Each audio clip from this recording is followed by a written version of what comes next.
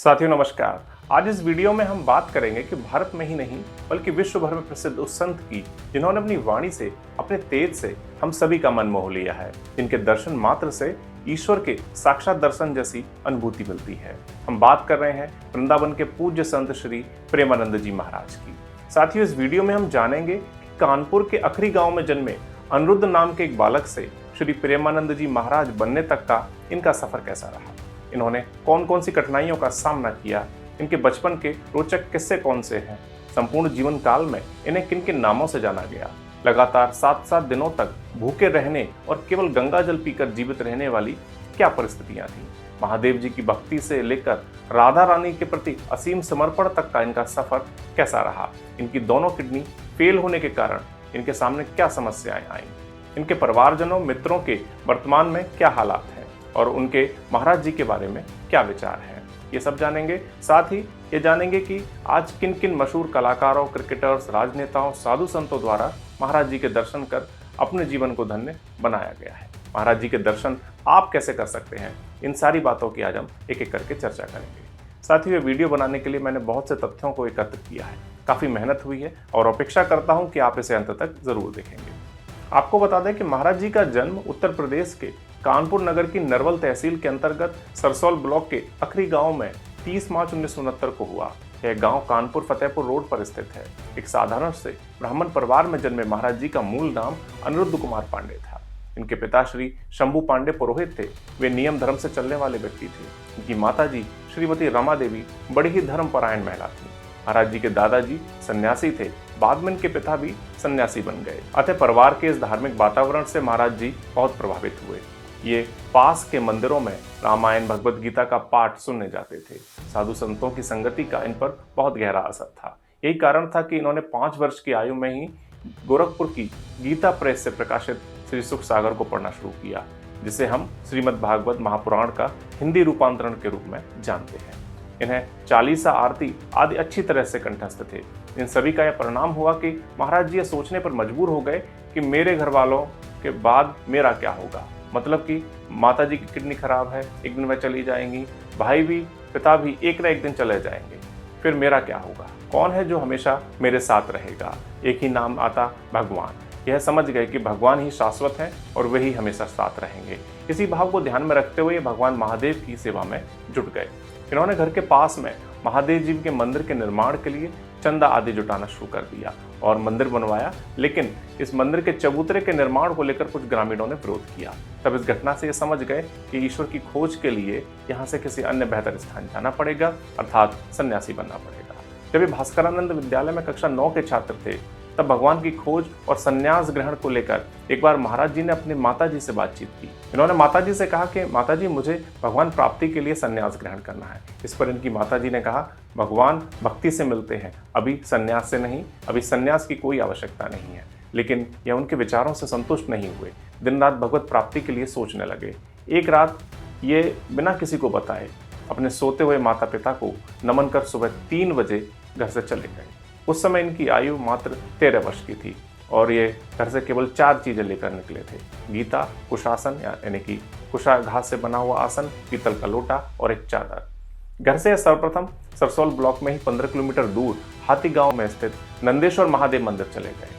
वहां चारों ओर जंगल ही जंगल था। वहां लगभग 14 घंटे भूखे रहे, लेकिन घर का ख्याल आते ही ये सोचने लगे कि मर जाऊंगा लेकिन भगवत प्राप्ति करके ही मानूंगा। महादेव जी की ऐसी कृपा हुई कि तभी लगभग दोपहर के 2 बजे वहां एक अजनबी व्यक्ति आया और बोला कि सूरदास स्वामी जी के लिए दही लाया हूँ, उनकी कुटिया में तो ताला लगा है, मैं दही देने के लिए लाया ही था, तो इसे आप ले लीजिए। दही लगभग 1.25 लीटर था। महाराज जी ने पहले तो मना कर दिया, लेकिन बाद में जब उस व्यक्ति ने जिद की तो इन्होंने इसे महादेव की मर्जी मानते हुए उसे ले लिया। उस दिन भूखे होने की स्थिति में इन्होंने करीब 1.25 लीटर दही पिया। भगवान महादेव की इस कृपा से वह बहुत भाव विभोर हुए और उस दिन यह शिवलिंग से लिपटकर खूब रोए। दूसरी ओर 3 दिन ढूंढने के बाद इनके माता पिता और बड़े भाई नंदेश्वर महादेव के मंदिर पहुंच गए। उस समय जमीन पर बैठे हुए थे। इनके पिता ने बड़ी सख्ती से इन्हें 2 बार घर साथ चलने के लिए कहा, लेकिन यह नहीं उठे। उनके तीसरी बार कहने पर इनका कहना था कि हमारी जिंदगी अब भगवान के नाम है, हम घर नहीं जाएंगे। भगवान में पुत्र की ऐसी दृढ़ इच्छा शक्ति को देखते हुए पिता का भी मन परिवर्तन हुआ।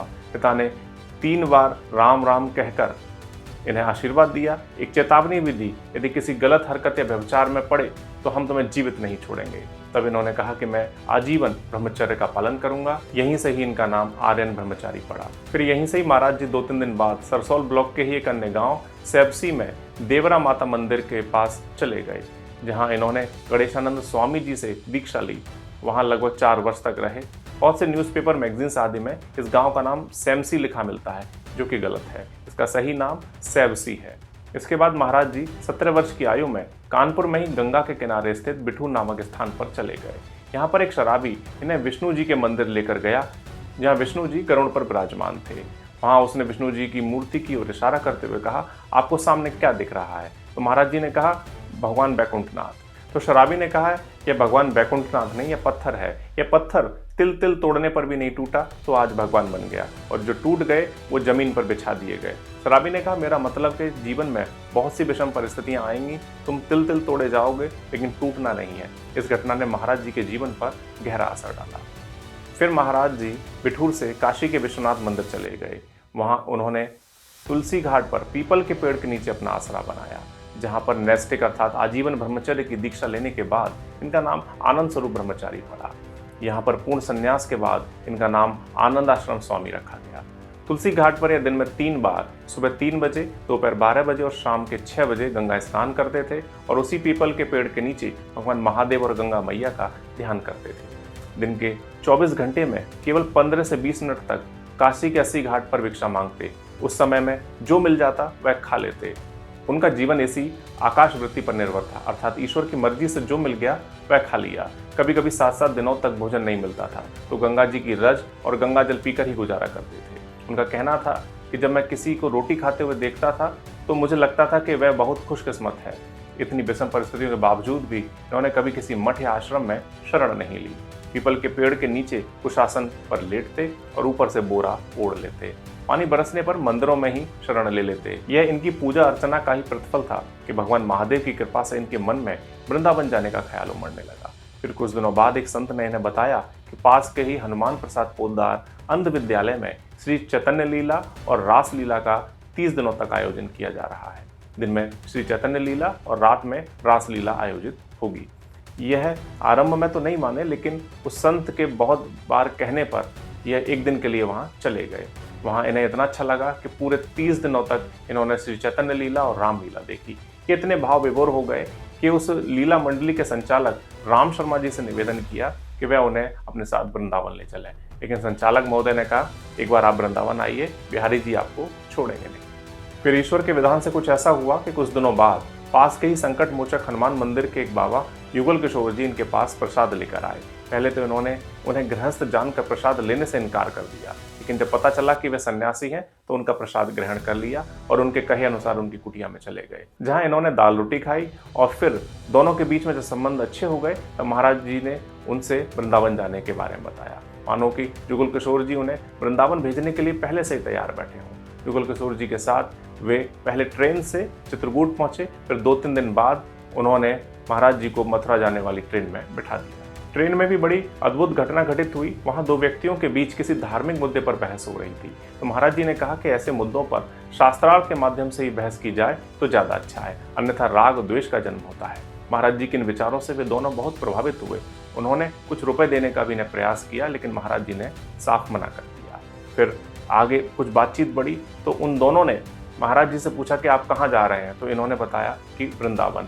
तो उन दोनों ने महाराज जी को ये कहा कि वे वृंदावन जाने में उनकी मदद कर देंगे। महाराज जी वहाँ पर अनजान थे, तो उन दोनों पर इन्होंने यकीन कर लिया। वे दोनों इन्हें लेकर मथुरा के राधेश्याम गेस्ट हाउस के पास आ गए, जहाँ इन्हें गेस्ट हाउस के बाहर बैठा दिया और उनके बाहर आने तक प्रतीक्षा करने को कहा, लेकिन वे दोनों बाहर ही नहीं आए। रात के लगभग 11:30 बज चुके थे। उसी समय वहाँ एक व्यक्ति आया